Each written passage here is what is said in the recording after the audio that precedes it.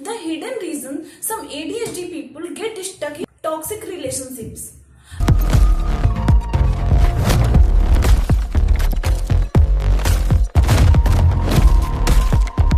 अगर आपके पास ADHD है और आप कभी किसी टॉक्सिक रिलेशनशिप में फंसे हो तो शायद आपने खुद से ये सवाल पूछा होगा, मैंने रेड फ्लैग्स देखे थे फिर भी मैं रुक क्यों गया?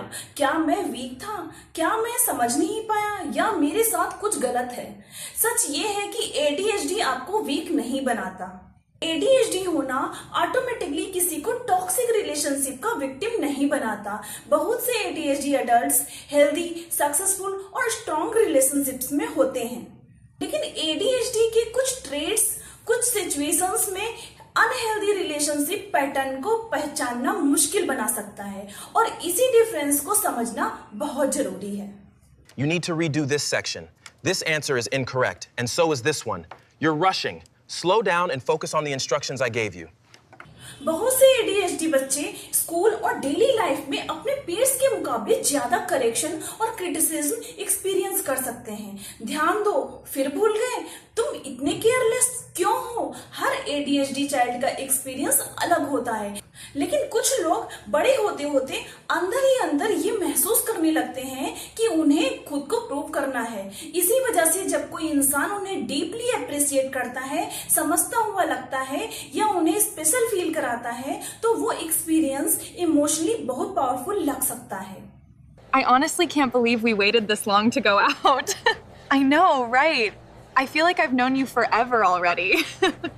ADHD में रिवार्ड प्रोसेसिंग डिफरेंसेस की वजह से नोवेल्टी और न्यू एक्सपीरियंसेस कई लोगों को पर्टिकुलरली इंगेजिंग लग सकते हैं। इसीलिए एक नया रिलेशनशिप, नया मैसेज, नई कन्वर्सेशन और इंटेंस कनेक्शन बहुत एक्साइटिंग महसूस हो सकता है। इसका मतलब ये नहीं कि हर इंटेंस रिलेशनशिप अनहेल्दी है, बिल्कुल नहीं, लेकिन जब कनेक्शन बहुत तेजी से बिल्ड हो रहा हो तो उसे ऑब्जर्व करना जरूरी होता है।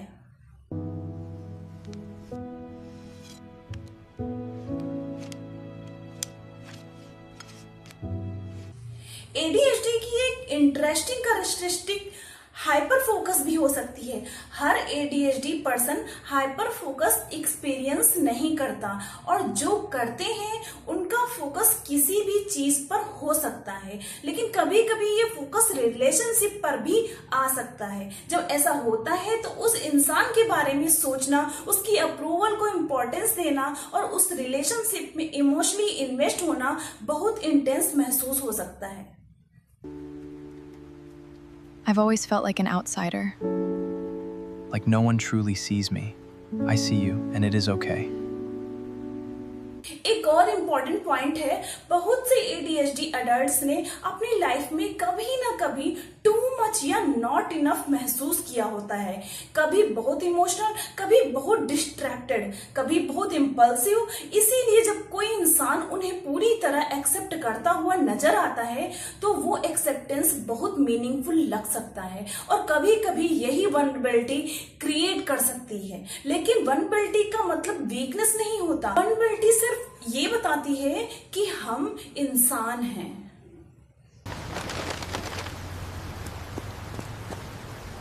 Here, let me help you with those. Oh, thank you so much, young man. Let's get you out of the rain.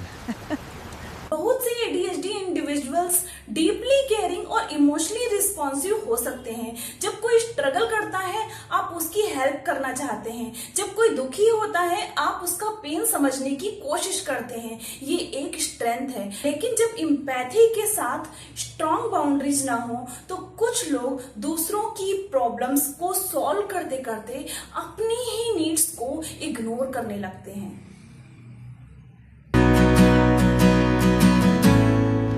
Why can't you just listen to me for once?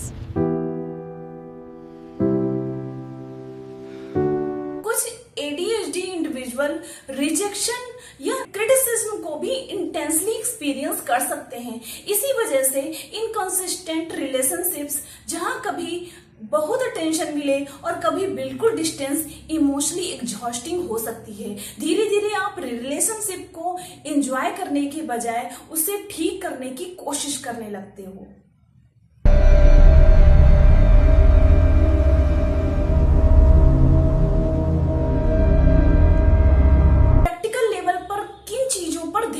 देना चाहिए। अगर कोई इंसान बहुत जल्दी इमोशनल क्लोजनेस पुश कर रहा है, बाउंड्रीज को रिस्पेक्ट नहीं करता, आपको गिल्ट फील कराता है या बार बार वर्ड्स और एक्शंस में मिसमैच दिखाता है, तो स्पीड कम करके ऑब्जर्व करना जरूरी है।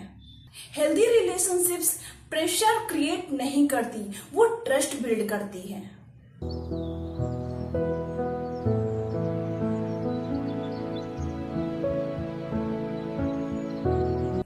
लेकिन यहाँ सबसे इंपॉर्टेंट बात आती है, इन ट्रेड्स का होना आपकी वीकनेस नहीं है, क्रिएटिविटी वीकनेस नहीं है, एम्पैथी वीकनेस नहीं है। प्रॉब्लम तब शुरू होती है जब आप अपनी स्ट्रेंथ को प्रोटेक्ट करना नहीं सीखते।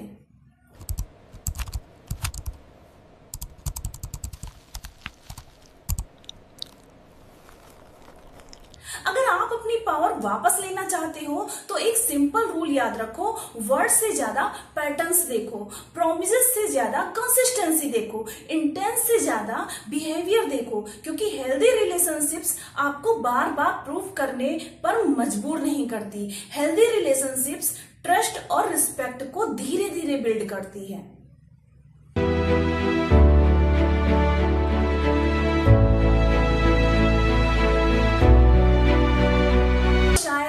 सबसे बड़ा लेसन ये है कि हीलिंग का मतलब अपने ADHD ट्रेट्स को बदलना नहीं है। हीलिंग का मतलब है उन्हें समझना, क्योंकि जो क्वालिटीज कभी आपको वनरेबल बना सकती हैं, वही क्वालिटीज आपकी सबसे बड़ी स्ट्रेंथ भी बन सकती हैं। एम्पैथी, क्रिएटिविटी, पैशन, लॉयल्टी, जब इनके साथ सेल्फ अवेयरनेस और बाउंड्री जुड़ जाती हैं तो ये वीकनेसेस नहीं रहती, ये स्ट्रेंथ बन जाती हैं।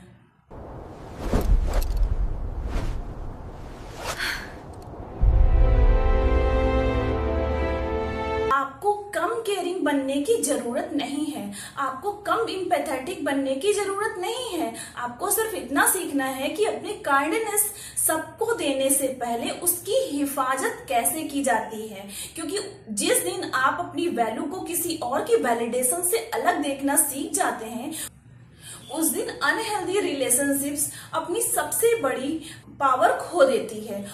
और शायद हीलिंग का असली मतलब भी यही है, किसी और जैसा बनना नहीं, बल्कि खुद को समझना, अपनी स्ट्रेंथ को प्रोटेक्ट करना और उन्हें सही लोगों के साथ शेयर करना। अगर आप साइकोलॉजी, ADHD और ह्यूमन बिहेवियर के हिडन पैटर्न्स को डीपली समझना चाहते हो तो चैनल को सब्सक्राइब कीजिए, क्योंकि कई बार एक पैटर्न को समझना सिर्फ नॉलेज नहीं देता, वो पूरी जिंदगी का डायरेक्शन बदल देता है। Thank you.